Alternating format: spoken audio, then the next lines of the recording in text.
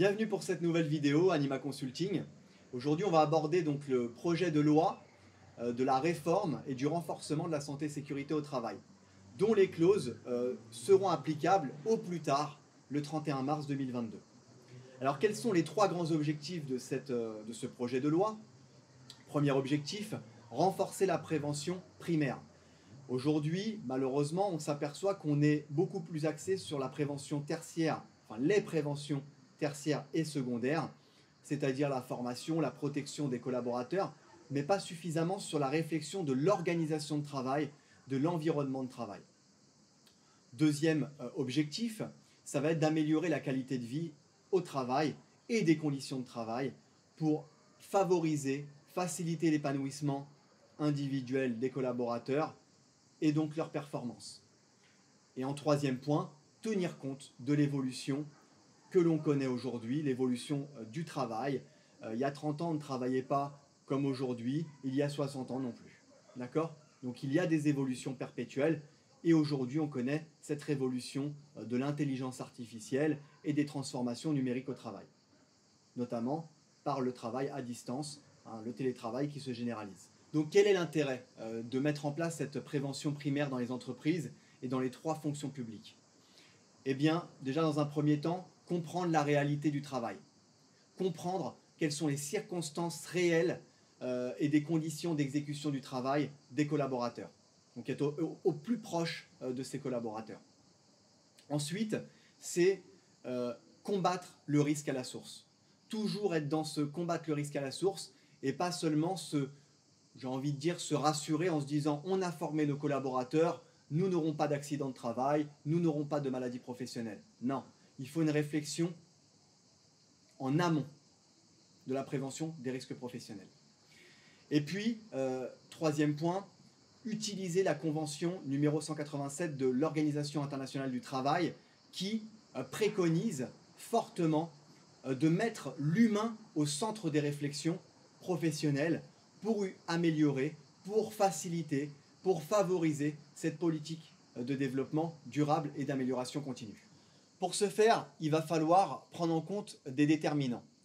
Des déterminants qui vont être notamment la prise en compte de la réalité du terrain et des tâches exécutées.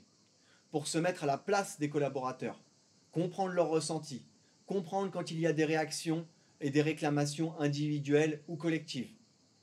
Combattre le risque à la source. Deuxième point, ça concerne surtout les très petites entreprises et les petites et moyennes entreprises qui peuvent être démunies en la matière, qui n'ont pas toujours accès aux outils, qui n'ont pas toujours les budgets pour pouvoir faire appel à des consultants, pour de l'accompagnement, pour de la formation aussi, information, sensibilisation des collaborateurs en matière de sécurité au travail. Troisième point, ça concerne surtout donc l'encadrement. Voilà. Les managers de proximité, leur importance, on a tendance à la minimiser. Et pourtant, leur impact est non négligeable. Leur implication en la matière est non négligeable. Ce sont les premiers référents en santé et sécurité au travail par délégation de pouvoir, bien sûr. Tout responsable est aussi responsable, pas que du service, mais de la bonne santé et du bien-être des collaborateurs.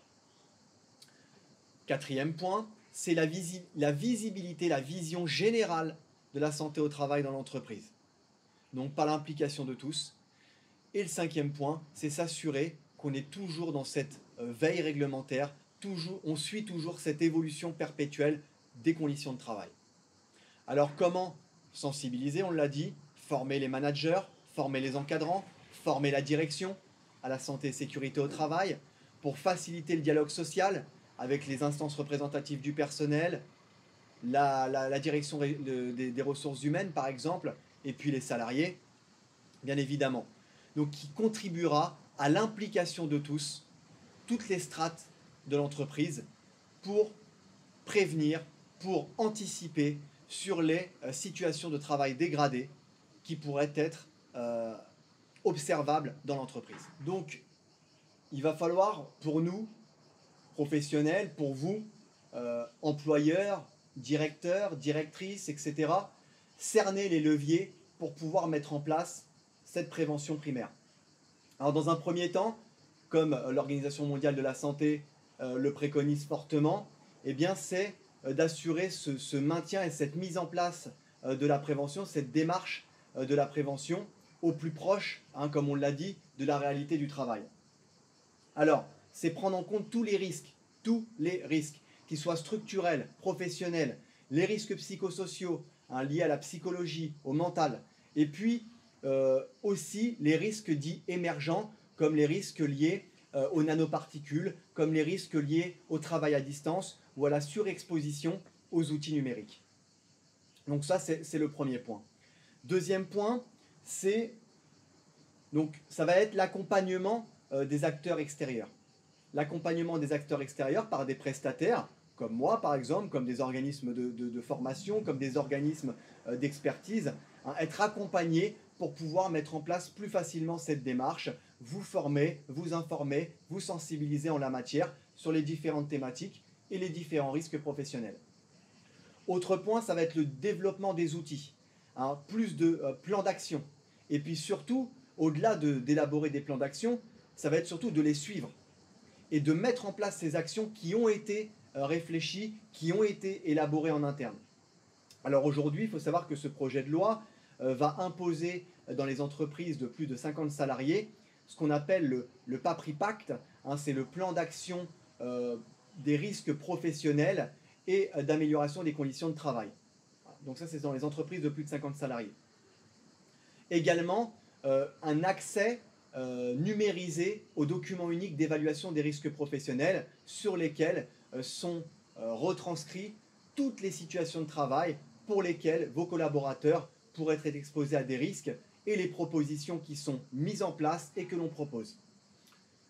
Dernier point, pour cerner hein, les leviers qui nous permettraient d'instaurer cette prévention primaire, c'est l'accent qui va être mis sur la prévention du risque chimique.